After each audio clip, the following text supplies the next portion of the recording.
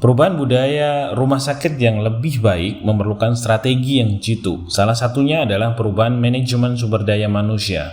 Poin yang paling krusial dalam manajemen sumber daya manusia adalah proses penilaian kinerja yang didokumentasikan dalam logbook yang dapat terintegrasi dengan SKP dan pemenuhan kewajiban dalam jabatan fungsional pegawai. Yang selanjutnya, yang lebih krusial adalah proses perhitungan reward kinerja yang dikenal dengan istilah remunerasi. Perubahan sistem remunerasi memerlukan komponen vital di dalam transformasi budaya kerja rumah sakit. Untuk itu, ada 3 syarat dalam perubahan strategi remunerasi, yakni yang pertama adalah keuangan rumah sakit tidak boleh goyah. Yang kedua, perubahan ini memicu pertumbuhan pendapatan rumah sakit dan kualitas layanan medis ataupun kualitas layanan non-medis.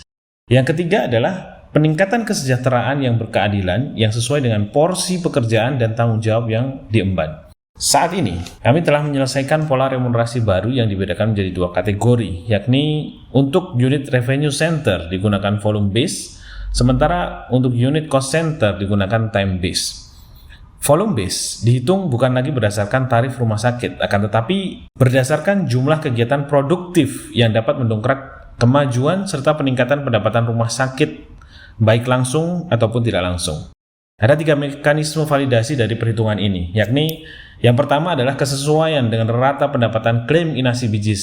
Kenapa inasi bijis? Karena hampir 90% pendapatan rumah sakit pemerintah adalah berdasarkan klaim inasi bijis. Yang kedua adalah validasi dari perhitungan IKI menggunakan sistem sebelumnya dan sistem dari rumah sakit lain yang existing sedang berjalan yang cukup bagus. Dan yang ketiga adalah validasi jumlah rupiah yang existing dibayarkan dibandingkan dengan hasil perhitungan menggunakan sistem remunerasi yang baru. Kemudian yang keempat adalah perhitungan potensi pertumbuhan pendapatan rumah sakit menggunakan sistem remunerasi yang baru.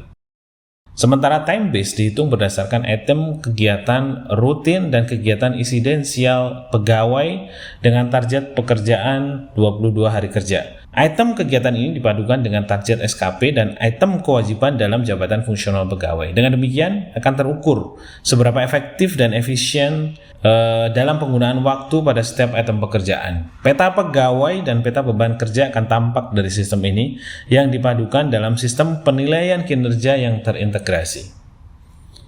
Kemudian yang terakhir adalah peningkatan performa layanan, pendapatan, serta peningkatan kenyamanan di rumah sakit. Performa layanan dibagi menjadi 2 unit, yakni unit dengan volume layanan yang tinggi dan potensial meningkatkan dan mendongkrak pendapatan rumah sakit. Dan berikutnya adalah unit dengan volume layanan yang kurang. Masing-masing memiliki strategi yang berbeda dengan pendekatan yang berbeda.